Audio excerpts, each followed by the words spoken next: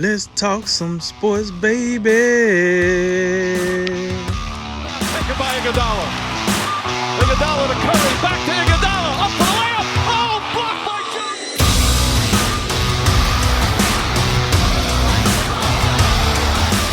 And remember, make tomorrow better than today, and make today better than yesterday. And you know what we gonna do. We gonna holler at you until next time, baby. Welcome to A Drink of Wisdom. With Jay Wise, I'm your host, Cody Ward. Thank you for spending some of your time with us tonight. As a reminder to all our listeners, besides being on all your favorite podcast platforms, A Drink of Wisdom is also on YouTube, with each show segment available. Head on over and you like what you hear, we would appreciate your subscription. We're without drink tonight, so it's just you and me, man. How's it going? It's going good. Busy day, busier than normal. But glad we get into the best part of my day. No drink tonight, but we'll make it happen. It's the beard and it's the wisdom. Let's go do it. Let's do it, man. In episode 83, Jamal Adams exits the Big Apple, Zion sort of returns, and the Lakers and Clippers end their season series in a split. But we begin tonight with the only topic on anyone's mind, which is COVID-19 and how it's affecting sports. With the restarts underway in the MLB and NBA, and the NFL looming large, the leagues are having mixed results. The MLB has taken the biggest hit so far, with 18 of 33 Marlins players testing positive this week after a series in Philly. Other positive tests have put other games in jeopardy as well. Meanwhile, in the NFL, the opt-outs have been pouring in all week, with roughly half the NFL teams seeing at least one player hang up their cleats before 2020 even starts. The Patriots do lead the league with 6 players, but many other big names have stepped out as well. Meanwhile, the NBA, they've had the best luck with their bubble, with no positive results since the arrival of the teams 3 weeks ago. So, Jay, let's go ahead and start with baseball. What's going on with the Marlins, and how is MLB looking to handle this? Well, you just told us what happened. They're in the middle of an outbreak, quite severe, I might tell you. When over, you come out there with a 30-man roster, and we're up to 18 positive tests. I mean, that's quite significant. And it's I find it interesting how this has all played out. It began with Jorge Alfaro testing positive last Friday, and then we had 3 others test positive on that Sunday. So by that Sunday, you had 4 players positive, and they still elected to play that game, the final game of the 3-game series against the Philadelphia Phillies. And then the next day, before they left Philadelphia, we have a total of 11 players, I believe. And it's every single day, it seems like we're adding another player to this list. So it's curious how the number continues to go up each day. I don't know what the Marlins did, but I would have to venture to say whatever protocols and mitigation they have put into place, something has went awry. I think we would expect, and we've seen today now the Cardinals got some cases now, so their series against the Brewers has been postponed as far as I know. We saw the Phillies, they've been fortunate. No players have tested positive to my knowledge at this time, but they had a coach and a clubhouse employee test positive. I believe we got that word yesterday. So they've shut down their ballpark as of right now. But back to the Marlins, something has seriously went awry with their process. I know, and I think it's a big contrast between what the NBA is doing with their bubble system and what Major League Baseball has elected to do as far as having teams play in their home stadiums. And we're seeing how that can be, perhaps that is some of the problem. That I think it's reasonable to assume that that's part of the problem, is having to travel. But I gotta believe that perhaps the Marlins, even though they're not restricted to a bubble, perhaps there need to be some restrictions in place while you're in a certain area, as far as going out to restaurants, other types of activities you're doing away from the baseball field. Because to me, the Marlins by themselves, one outbreak, I don't think kills a season, as devastating as it is to that team. But as we continue to now see other teams faced with this, I don't know, and we've discussed this before, I don't know where the line is for the commissioners of these sports.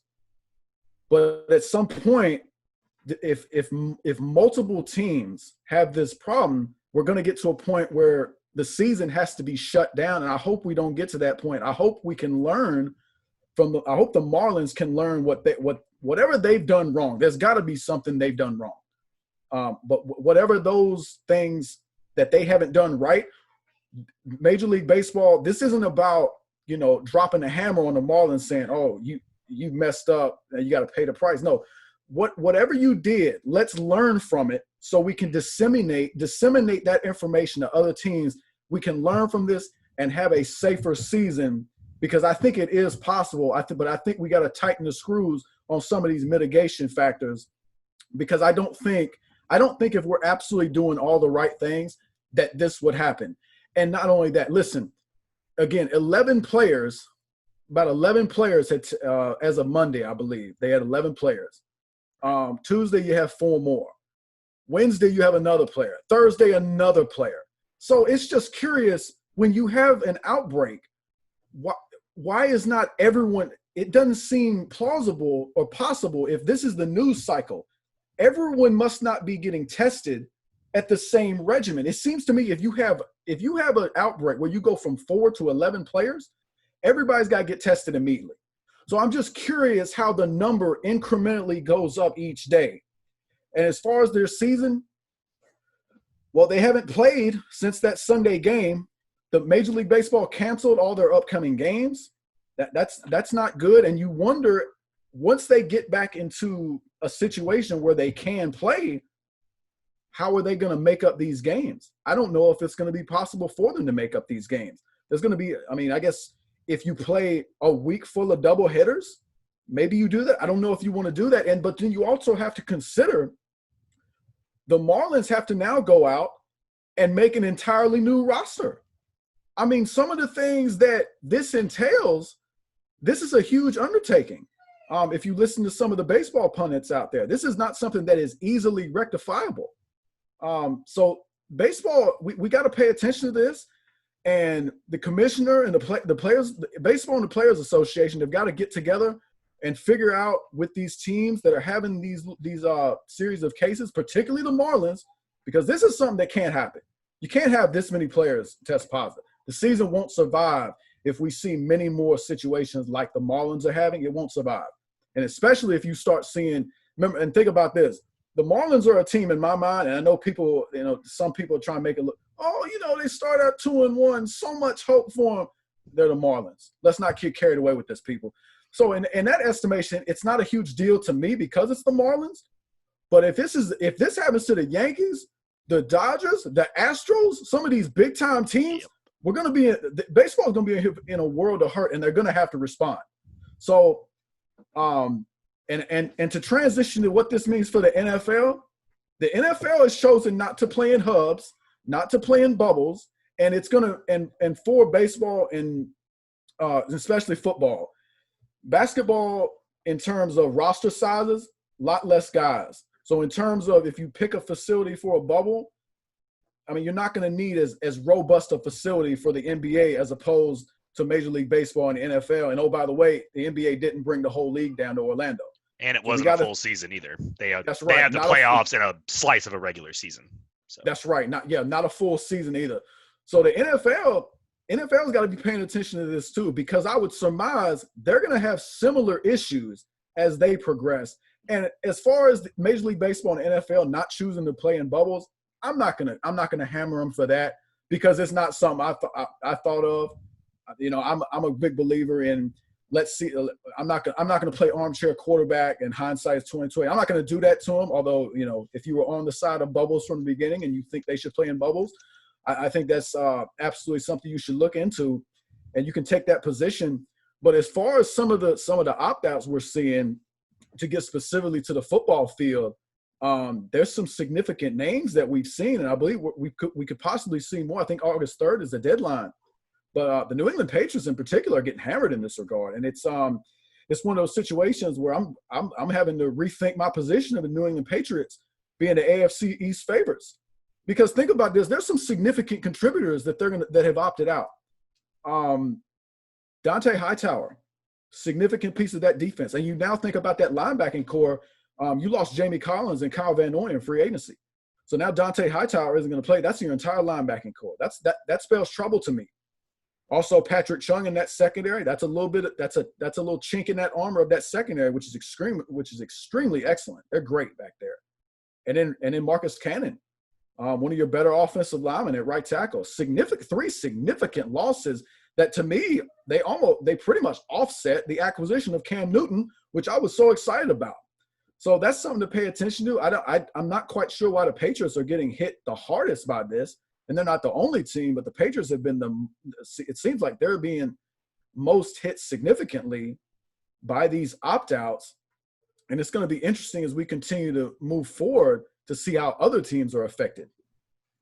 Yeah, this is definitely the first, kind of the worst case scenario, you would say, maybe for baseball so far, is having one big outbreak. You know, one of the questions we had when we saw these leagues start this back up, and we had the word that sports are coming back, one of the biggest issues we had was, okay, well, one or two guys get it, we can let them off to the side, and that's that. What if a whole team catches it? What if we get this big outbreak in one team, and you have a team that like almost can't even field a team? Because right now, like you said, 18 of the 33 Marlins players, I mean, they got more guys down in Florida at their training camp facilities. They're getting spun up, and you can get people off the waiver wire and free agency and whatever else in your farm systems, but that's replacing more than half your team. That's not something you want to have happen. And we asked the question, well, in that case, do we just cancel the season? What are we going to do? And so far, baseball hasn't. You know, there was some rumblings of it this week, but the owners' meetings came and went. They're not going to do that, at least for now. But as you said, Rob Manfred said today, he told Tony Clark, hey, if you guys don't figure this out pretty quick, we are going to have to shut the season down, because having this kind of look is really bad. And they've already had to delay something like 20 games if you count all the different teams that have had games postponed: the Twins, the Brewers, the Cardinals, the Marlins, the Orioles were involved. They had some games scheduled, etc. It creates this chain reaction where you can only backlog so much into your schedule before there's just no more room. They're already looking down the very real possibility that the Marlins won't have a 60-game schedule. Now, you know, the Marlins are the Marlins. It's probably not going to matter. But again, like you said, what if this was the Yankees? What if Giancarlo Stanton and Aaron Judge were out, and all these other big, huge names in baseball were out, and the Yankees had to go fill their roster with just random, you know, core dudes? Like, would it even be the Yankees at this point? Like, would they just be some like farm team of the Yankees? Like, would you even associate them with the New York Yankees? And it quickly becomes a problem of, well, what's even the point if all of our players can't play because there was a big outbreak? As far as the testing goes, there is something to be said about tests being delayed on their return. You know, we had a couple, the whole Brewers-Cardinals thing was because a player got tested before a game, but his result didn't come back till the following evening.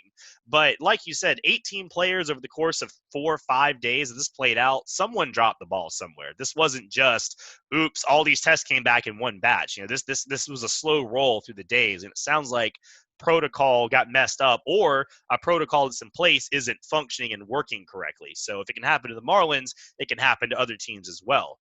So baseball is in a very precarious spot. And I think for right now, if they damage control this, they can survive this. But if this happens, probably 2-3 more teams, that's it. We're going to see this. And the NFL has to be watching this closely. And again, like you said, these teams can't really play. And baseball could have kind of done a hub thing. You had a group of teams in Arizona and Florida and like New York or something. You could have maybe done something. But NFL, 16 weeks games, 18 weeks of total, you know, and then the playoffs, it would have been too much to try to put into an actual hub or have the players in that one position that long. But you already have all these players opting out. And like you said, no bona fide superstars, no high-paid quarterbacks yet. But there's some really good players that are missing. Besides the guys like you said on the Patriots, guys like Damian Williams are out. Eddie Goldman for the Bears. These guys are big losses. You know, they're not players that are going to hard carry you to a Super Bowl by themselves. But, hey, if you're Chicago and it's week 9 and your run defense is Swiss cheese all of a sudden, a guy like Eddie Goldman, someone you really wish you had around, and you're not going to have him because this is a hard opt-out. There's no coming back. There's no, well, I changed my mind. It looks better or what. No, you opt out. You are out the whole season. There is no ifs, ands, or buts. You are locked out for the 2020 season. So these guys are not going to be around, and they're going to be replaced by mid to late round draft picks, career backups, and it's going to be tough.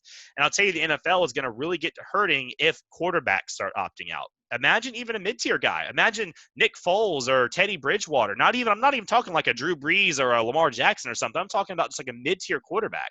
If a Teddy Bridgewater opts out, I mean, that could change Carolina's entire trajectory. That could, their whole first year they've got there and their new guy, that could wreck everything. And it could have a big implication on a team and their 21 draft and all that from here on out. So far, it looks like the NBA got this right. They've had no COVID positives 3 weeks. Their bubble looks great. It came on last night.